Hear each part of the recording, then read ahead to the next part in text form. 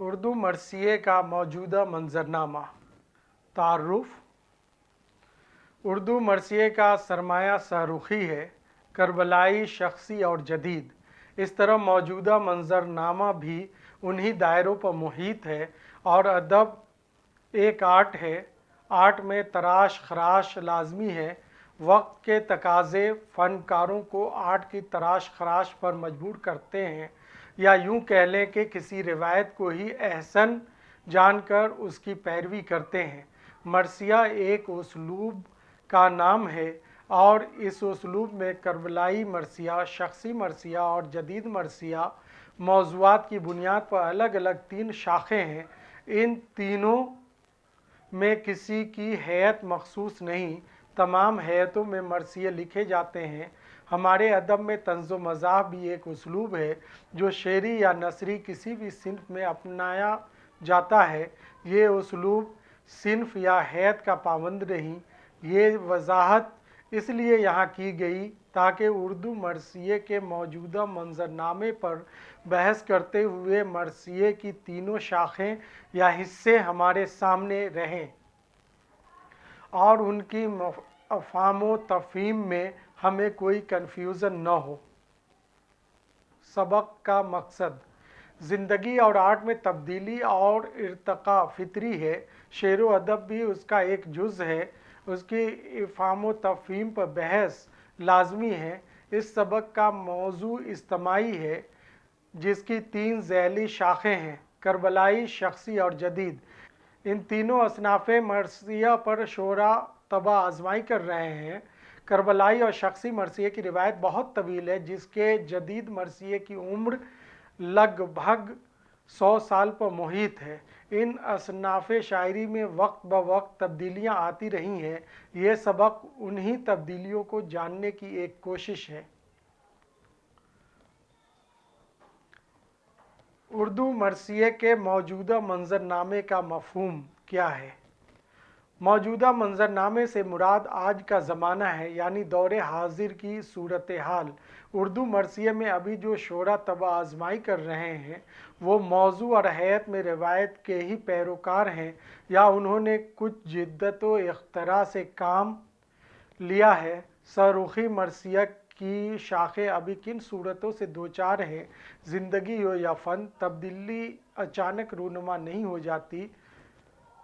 اس لیے کربلائی، شخصی اور جدید مرثیوں کے موجودہ منظرنامے کو سمجھنے کے لیے اس کے پس منظر کا احاطہ بھی لازمی ہے، اور تبھی ہم اردو مرثیے کے موجودہ منظرنامے کو صحیح طور پر سمجھ سکتے ہیں۔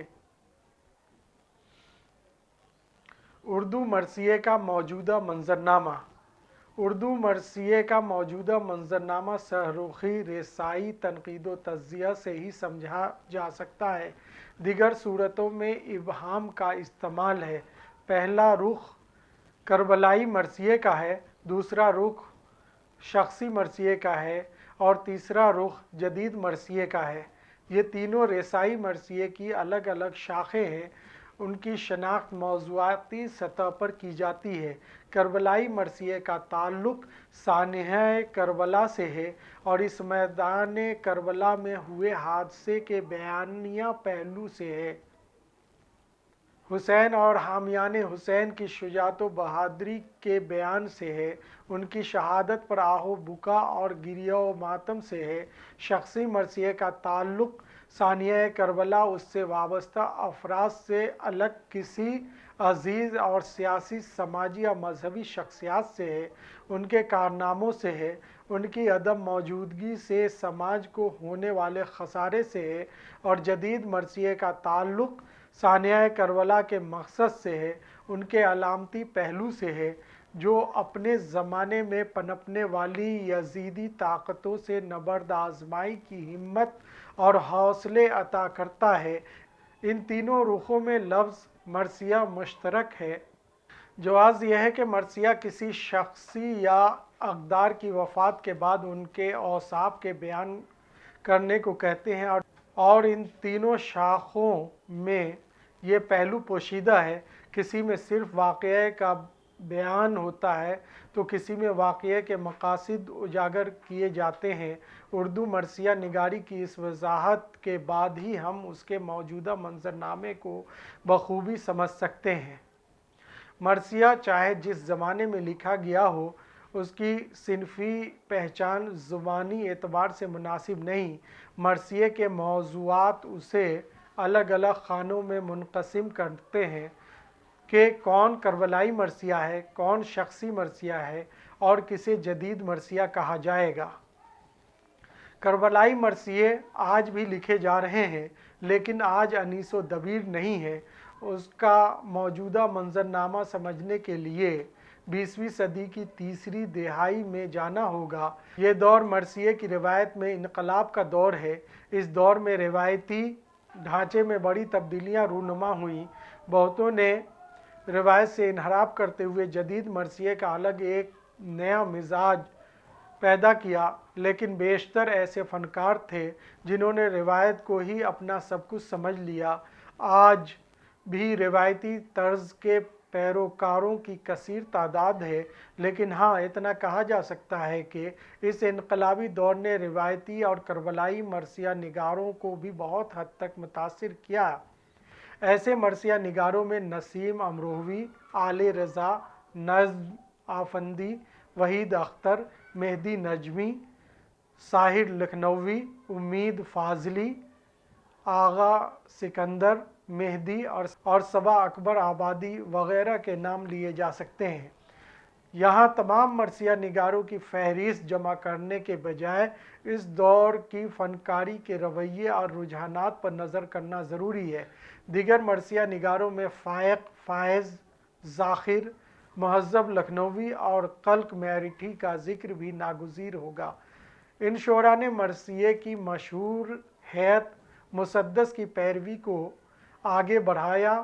اجزائے مرثیہ میں چہرہ، سراپا، رخصت، آمد، رجز، جنگ، شہادت، بین وغیرہ کی پیروی کی۔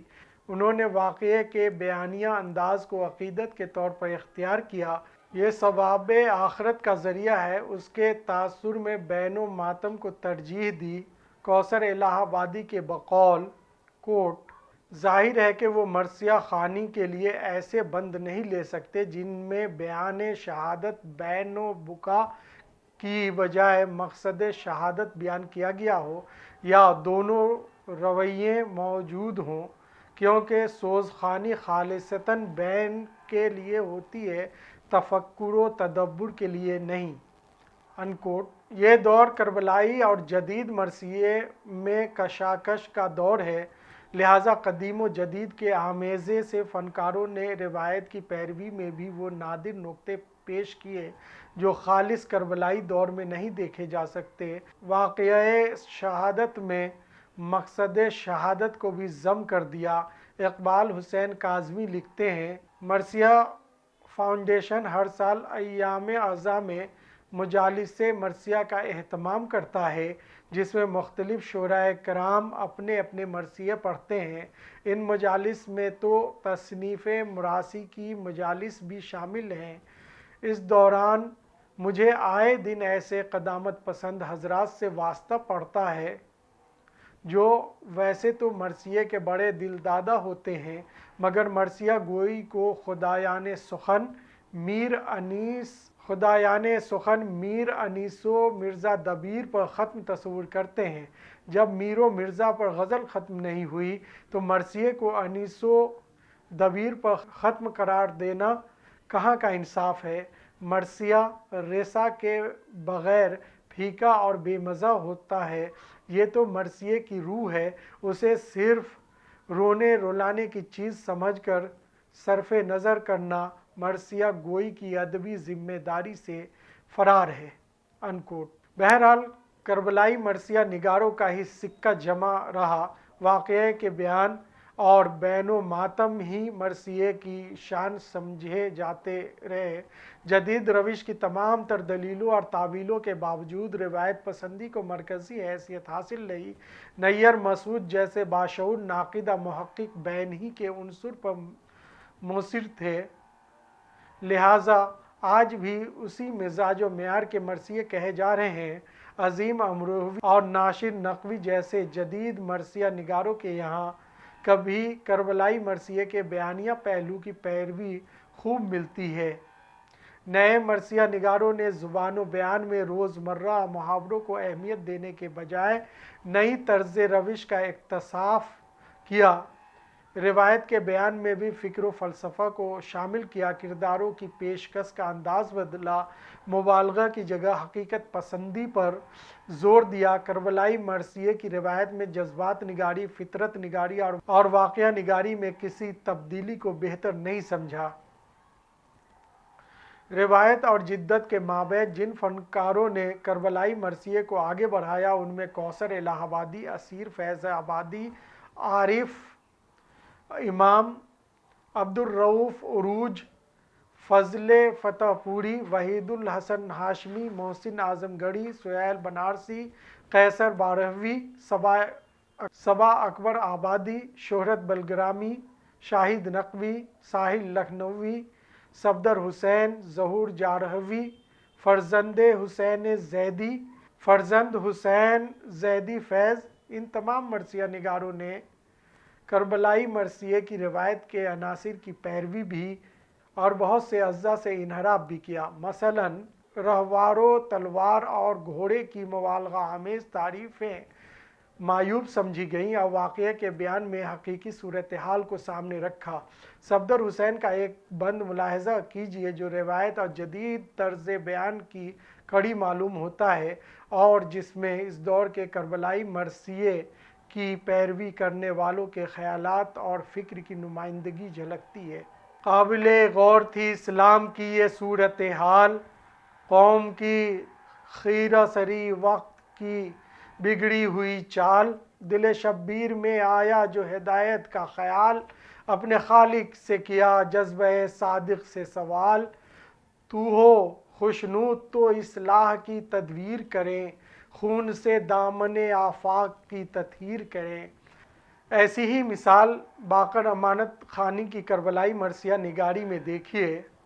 القصہ ہو کہ شاہ سے رخصت چلا جری، پھر عشقیہ میں ہونے لگی ایک کھلبلی، تلوار جب چلی تو قیامت بپا ہوئی، میدان میں پہ پرا صف پہ صف گری، روب و جلال و اون دلاور کے ساتھ ہیں، کہتے تھے پہلوان یہ حیدر کے ہاتھ میں ہیں۔ اب معجز سنبلی کا ایک بند ملاحظہ کیجیے۔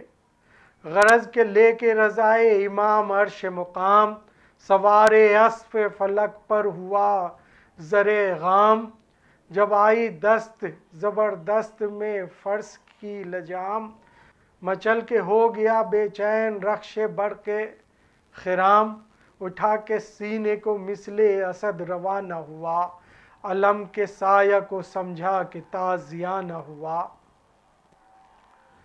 پیام اعظمی کا رنگ دیکھیے۔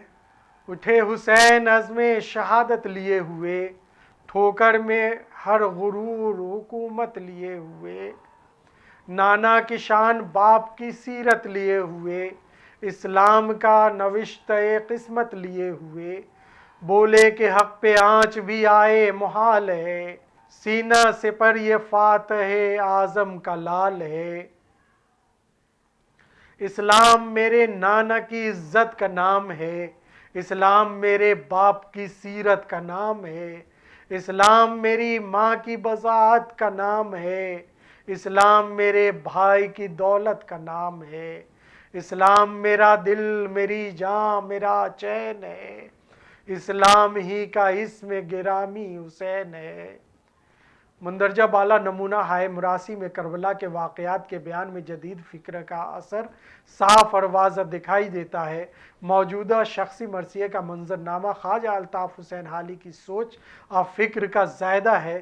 اس کی روایت تو برہان الدین جانم سے شروع ہوتی ہے، لیکن اس میں پہلی بار ندرت غالب کے یہاں دیکھنے کو ملتی ہے۔ لیکن حالی سے شخصی مرثیے نے ایک نئی کروٹ لی۔ شخصی مرثیے کی اس نئی سوچ کو حالی نے اس وقت اجاگر کیا ہے۔ انہوں نے حکیم محمود خاں کی وفات سے متاثر ہو کر مرثیہ کہا اور ان کے تعزیتی جلسے میں مرثیے پڑھنے سے قبل اپنے خیالات کا اظہار کیا ہے۔ اور ان کے تعزیتی جلسے میں مرثیے پڑھنے سے قبل اپنے خیالات کا اظہار کیا تھا۔ لائق رضوی کے بقول کوٹ الطاف حسین حالی سے شخصی مرثیہ نگاری کے ایک نئے دور کا آغاز ہوتا ہے۔ وہ اردو کے پہلے شاعر ہیں جنہوں نے شخصی مرثیہ کو ایک علیحدہ صنف سخن کے طور پر اپنایا اور دوسروں کو بھی اس جانب متوجہ کرنے کی کوشش کی۔ حالی شخصی مرثیہ نگاری کو سوسائٹی کے لیے اہم اور ضروری قرار دیتے تھے۔ وہ اس بات کے حامی تھے کہ مرثیہ نگاری کو محض شہدائے کربلا کے ذکر تک محدود نہ رکھا جائے بلکہ دیگر مشاہیر قوم کی اموات پر بھی مرثیے لکھے جائیں، ان کے اوصاف بیان کیے جائیں اور ان کی وفات سے ہونے والے سماجی اور ملی نقصانات کی نشاندہی کی جائے۔ انکوٹ حالی نے شخصی مرثیے میں انہی خیالات کے اجاگر کرنے پر زور دیا۔ حالی حقیقت پسند تھے، حالات کو وقت کے تناظر میں ناپنے تولنے کے خواہاں تھے، ادب کو اصلاح معاشرہ کا ذریعہ سمجھتے تھے، لہٰذا شخصی مرثیے کو بھی انہی تناظر میں دیکھنا پسند کیا۔ اپنی فکر کو شخصیت کے موت کے ماتم تک ہی محدود نہ کیا بلکہ ان کی اچھی سوچ اور خیالات کی آنے والی نسلوں تک منتقل کرنے کو فنی کارنامہ قرار دیا۔ یہ ایک احسن خیال تھا جس کی پیروی ان کے بعد کے فنکاروں نے کی اور آج بھی انہی خیالات کی تقلید کی جا رہی ہے۔ جوش، جمیل مظہری، چکبست، آرزو لکھنوی، اقبال اور نو ناروی سے تاحال شخصی مرثیہ نگاروں کی لمبی فہرست ہے جنہوں نے مرثیہ لکھتے ہوئے متعلقہ شخصیت کے ان کارناموں کو شہرت دی جن کو قوم کی ترقی کا پیش خیمہ سمجھا گیا۔ شخصی مرثیے میں زندگی اور موت کے فلسفے اجاگر کیے، ان شخصیات کی عدم موجودگی سے ہونے والے ادبی، سماجی اور سیاسی نقصانات بیان کیے گئے۔ غالب کی وفات پر حالی کا مرثیہ اس بات کی زندہ مثال ہے۔ تعلیم اور قوم و وطن کے لیے سر سید گاندھی اور مولانا محمد علی جوہر کی جو دین ہے، ہندوستانی قوم انہیں بھلا نہیں سکتی۔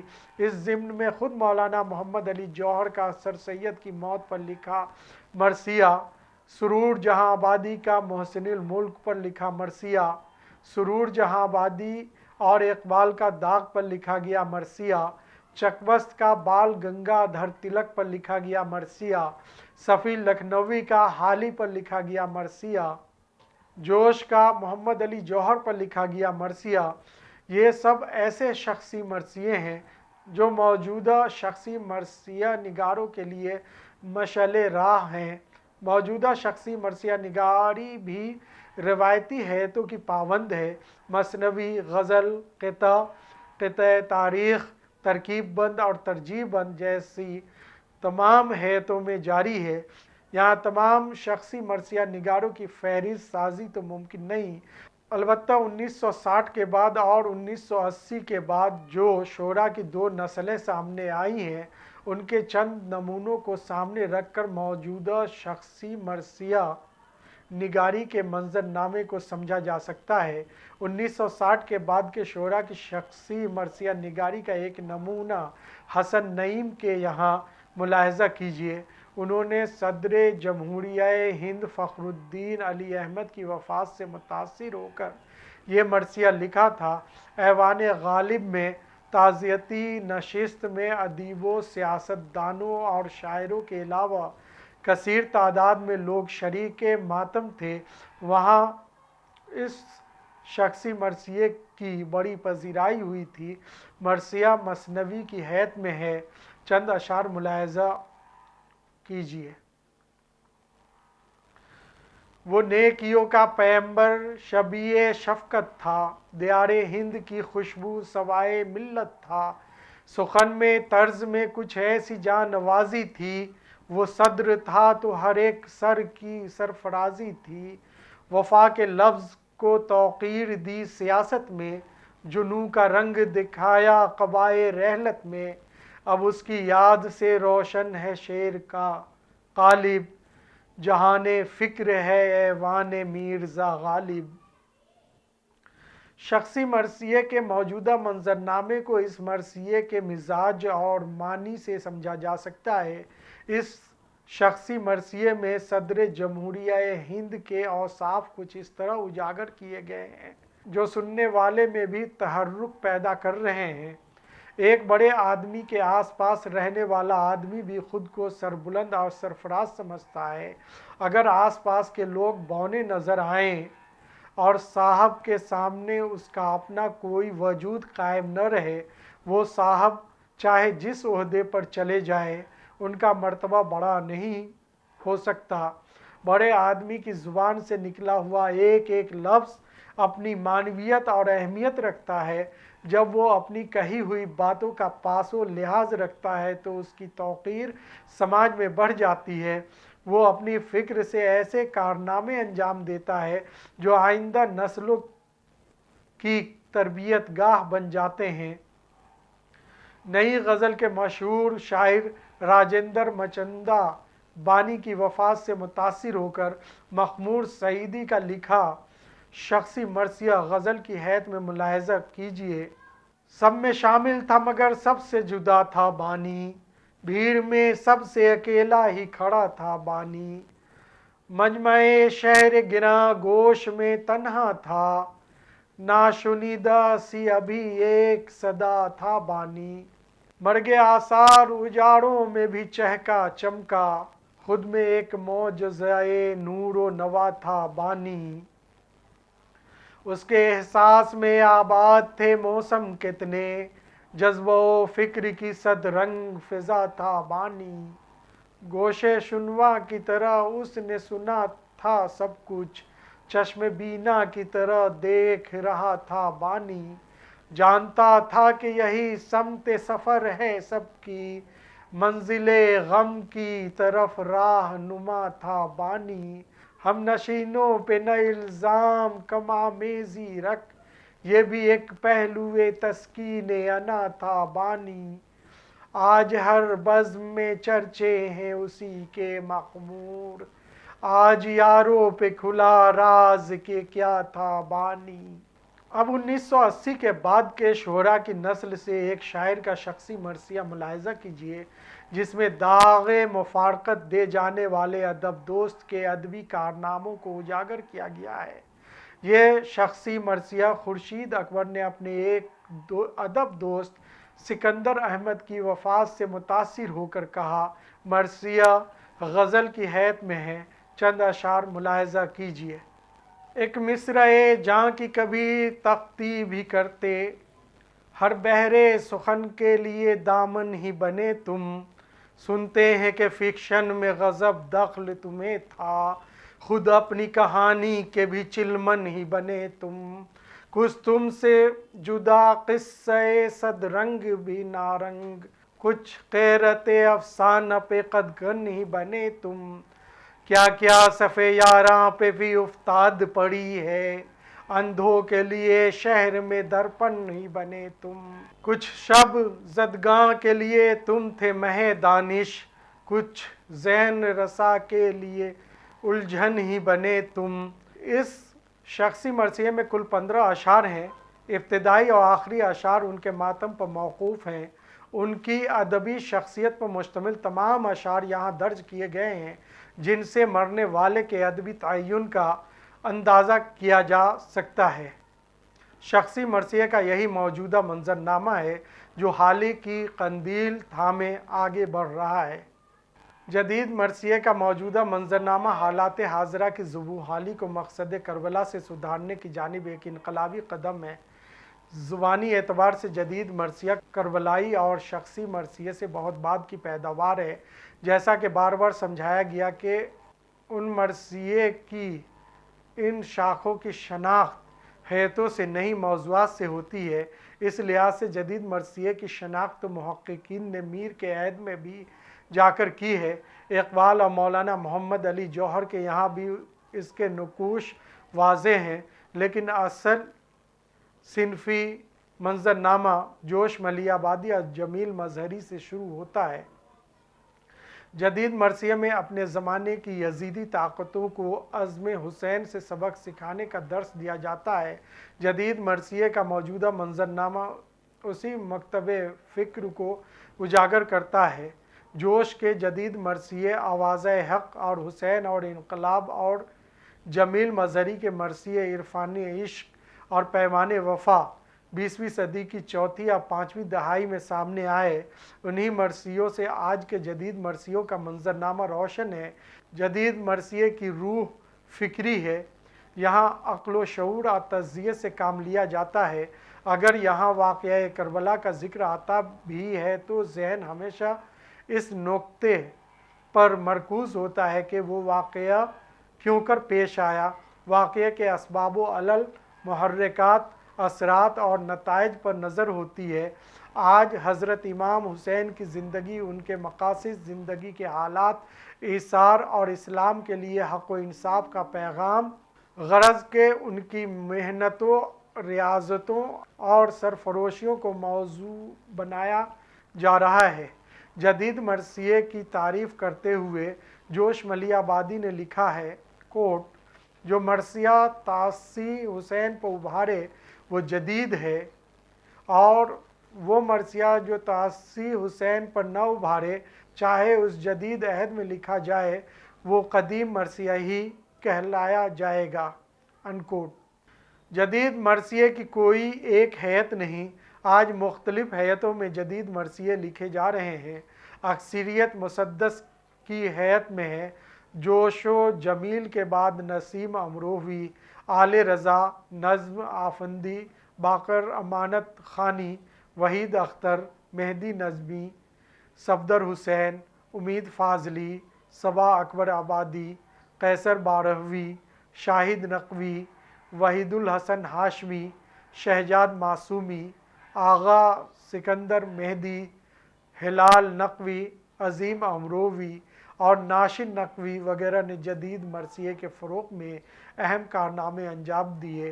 बाज़ गज़ल गो शोरा हैं जिन्होंने गज़ल की हैत में वाक़या करबला के जदीद फ़िक्री नुक्तों को उजागर किया है और आज भी ये कार फरमा है।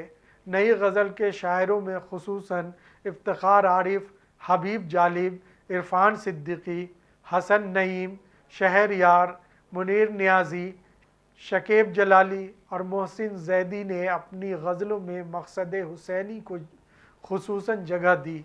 उन्हें मुकम्मल मरसिया तो नहीं कहा जा सकता, अलबत्ता इन शेरों में उनके नकूश की निशानदेही ज़रूर की जाती है। गज़ल के चंद अशार या गज़ल की हैत में जदीद मरसिए के चंद अशार मुलाहिज़ा कीजिए। खुश नसीबी से हुआ हूँ वारिसे सोज़ हुसैन, वरना मातम के लिए करबला किसमें नहीं। हसन नईम। बस एक हुसैन का नहीं मिलता कहीं सुराग, यूं हर गली यहाँ की हमें करबला लगी। खलीलुर रहमान आज़मी। हुसैन इब्ने अली करबला को जाते हैं, मगर ये लोग अभी तक घरों के अंदर हैं। शहरयार। नज़्म की हैत में भी शकीब जलाली, मोहम्मद अलवी या वहीद अख्तर ने जदीद मरसिए कहे। ऐसी नज़में पाबंद भी हैं और आज़ाद भी। बाज़ ने नसरी नज़्म की हैत में भी जदीद मरसिए कहे। रुबाई की हैत में मोहसिन नकवी ने बहुत से जदीद मरसिए कहे। आज़ाद नज़्म की हैत में कहने वालों में रईस अहमद खासे मशहूर हैं। करार हुसैन का जदीद मरसिया आज़ाद नज़्म की हैत में देखिए। सैर हुई है, हुसैन खीमे में आ रहे हैं और बच्चों में तसव्वुर, हुसैन पानी भी ला रहे हैं। हुसैन चाहें तो कौसरो सलसबीलो तस्नीम की भी नहरें, ज़मीने करबो वला पे हर सू रवा दवा हो। आज के मौजूदा मंजरनामे पर हाइको अमाहिए की सूरत में भी जदीद मरसिए लिखे जा रहे हैं। मिसाल मुलाहिज़ा कीजिए। ऐसी जीत कहाँ, नेज़े पर भी तारे चमके, ऐसी रीत कहाँ। बस इन्हीं हैतो मौज़ूआत पर जदीद मरसिए का मौजूदा मंजरनामा अपना सफ़र तय कर रहा है।